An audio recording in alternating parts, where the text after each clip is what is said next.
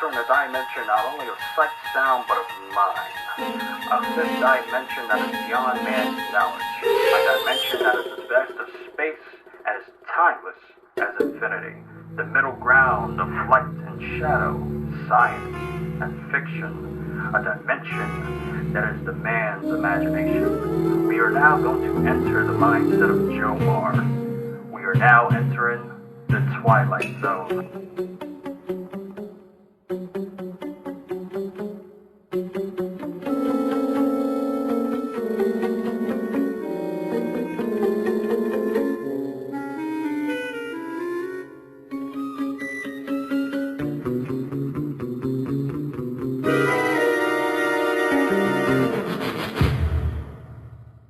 Alright, this documentary, this one, we are going to talk about Jomar. Zach, you have any thoughts about Jomar?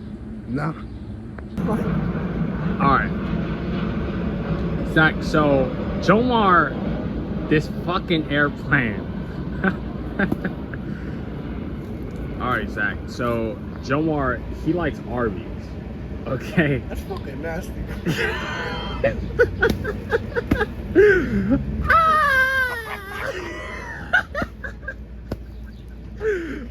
No, stop.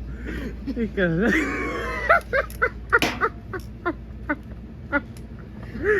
yo, let's get serious now. All right. So Jomar has like this obsession. Jesus Christ, I can't fucking do this. Okay, here we go. Documentary. Let's talk about Jomar. And before I start talking about Jomar, let's get one thing off my fucking chest, okay? If you're gonna start talking the fuck about me, dick riding me, all this other fucking bullshit, you know, at least be fucking better than me, okay? Because y'all motherfuckers is fans, alright, worrying about so much of Jake the Snake's life and what the fuck he does with it, alright? So go fuck yourself and fuck your mother while you're at it, okay? Thank you. Back to the documentary. I had to take out the glasses, I couldn't see shit. Anyways, back to the motherfucking documentary. Let's talk about Jomar. Okay, so me, David, and Angel, and Jomar, we used to go to school together, alright? We used to see this man time to time, you know, talk to him or whatever in the hallways, be like, hey Jomar, what's up? Where I guess we haven't spoken to him for a while, and when we did reach out and get back in contact with him, we started seeing some sketchy things.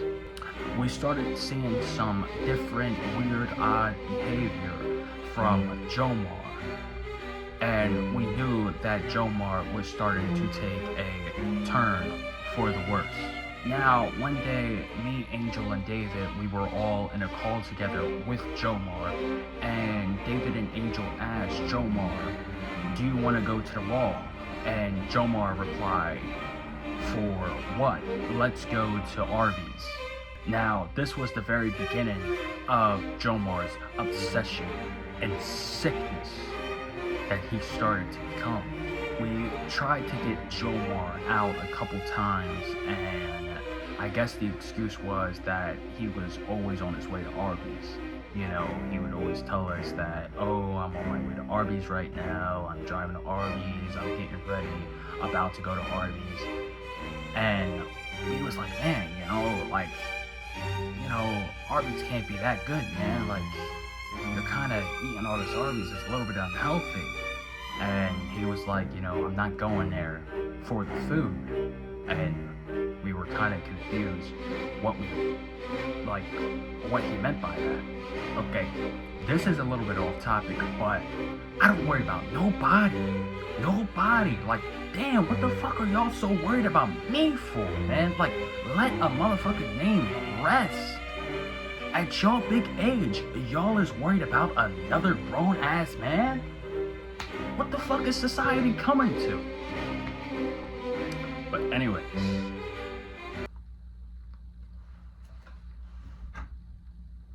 where was I? What was I talking about? Oh. start to go to Arby's more often. Okay, anyways, Jomar was starting to see a girl at Arby's, and they were starting to see each other for quite some time. Now, Jomar walked up into this Arby's one day, and he saw a beautiful girl sitting behind the counter, and she gave him a free Arby's sandwich on the house. And he started to go there more often, and she started giving him more things on the side that was on the house as a connection, and started a bond between the two. I mean, yo, just look at me, bro. I look fly. Hold on. Let's appreciate the motherfucking suit today real quick, because I know I did not get all these motherfucking suits just for them to sit on my closet. So anytime there's a fucking excuse to wear a suit, I'm gonna fucking wear it. And another thing, I'm proud at myself, because half y'all motherfuckers my age can't do what the fuck I do. You can't.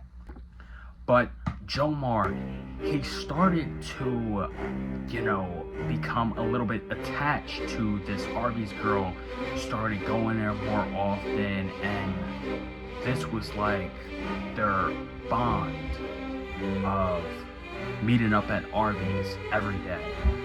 Now, I have gathered some information from some people that want to stay anonymous and tell us their experience with Jomar.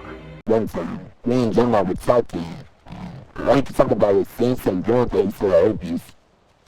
And it got weird when he would talk to us, so like, when we get his death, and I got out of the abuse thing.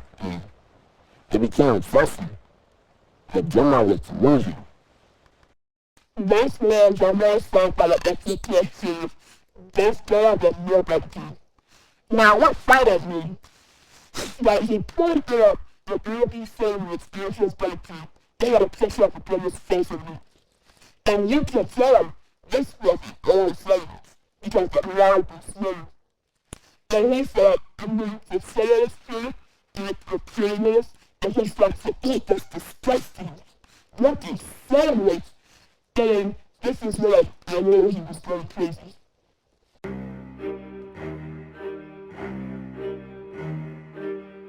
You could see the diabolical nonsense that this man was starting to become.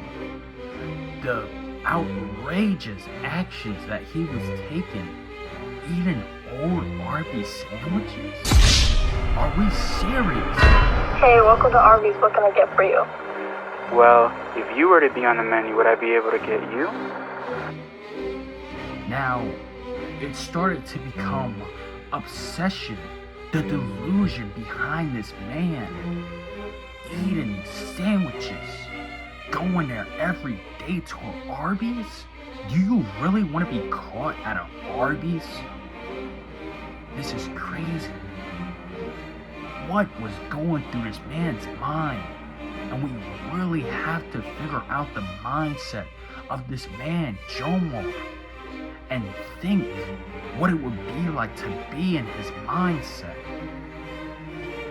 A dear friend of mine, Jomar, he started to change.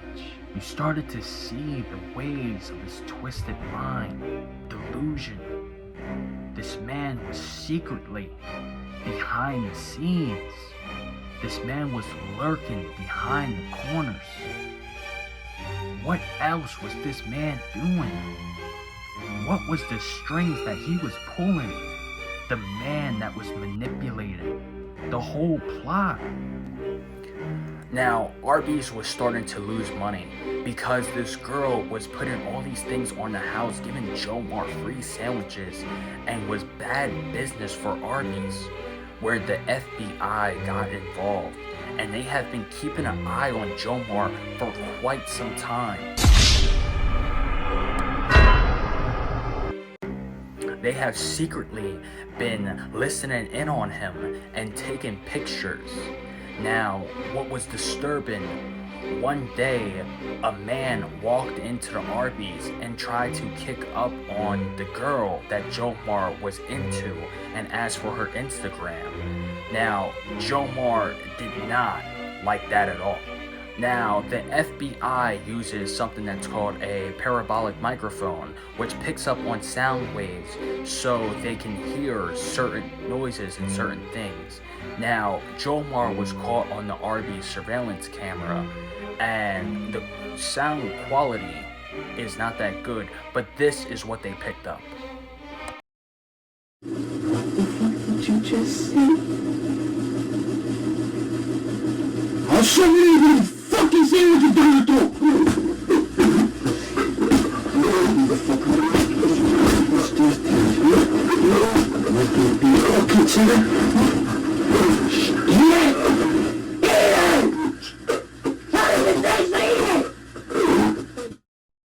We can see and hear a taste of the delusion behind this man's mindset.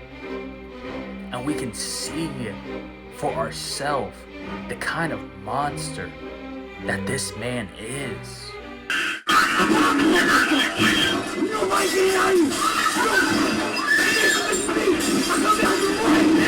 The fact that we have people like this in our society roaming around, what are we doing? How do we feel safe leaving our homes? How do we feel safe in our homes? And it really gets you to start thinking, what are you doing as a person to protect yourself from monsters and the delusion that this man is? Now, okay, take two. Now, when people act out of control like this, it never ends up well. Later on that day, after that call was made, the cops raided the Arby's, and that was the end of Jomar's demise. He went straight to jail, and it hurts me to see a dear friend of mine, Jomar, someone that I have known for years, to see the outcome that he has became, the monster that he became. When some people are out of control, they have to be tamed. And it is unfortunate the future that Jomar will have. But this is one of our many monsters, and there will be many more. You not finna blow your gun, shut up, bitch ass. So Zach, So, what is your thoughts on the documentary and Jomar and his obsession with him? so I really think this guy's a fucking weirdo. You really think about it, like, this guy's really a fucking weirdo. He's fucking shoving Arby's sandwiches down people's throats. And, you know, I just think it's weird, you know? Like, I mean, but it's alright, but it's not. Because, like, they're shoving Arby's sandwiches down throats. Is that all that you have to say? Pretty much, you know? Would you ever, go to Arby's? Fuck no. Tastes like straight, like, it's like dirty pussy, bro. It's like the meat. It's like a dirty punani. It's very fucking nasty. And whatever the Joe something, whatever the guy, you know, fucking with the Arby's coworker or worker or whatever, like, he's fucking weird. All right, Dom, what is your thoughts on this Jomar and his Arby's?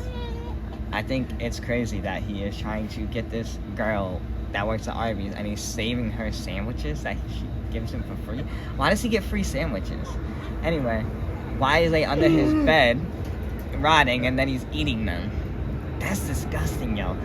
I would throw up if I even ate Arby's, yo. That shit is nasty. It's like 30 feet. Imani, what do you think about this Jomar person? And Folks a weirdo. But cause I'm not gonna lie, Shorty look too good. Call me. Real shit. Fuck. But Jomar, he will always be around like a crow lurking in the dark, like a shadow that is always watching. He is a bird to the flock. He will never leave. He will always be in our minds. And Joe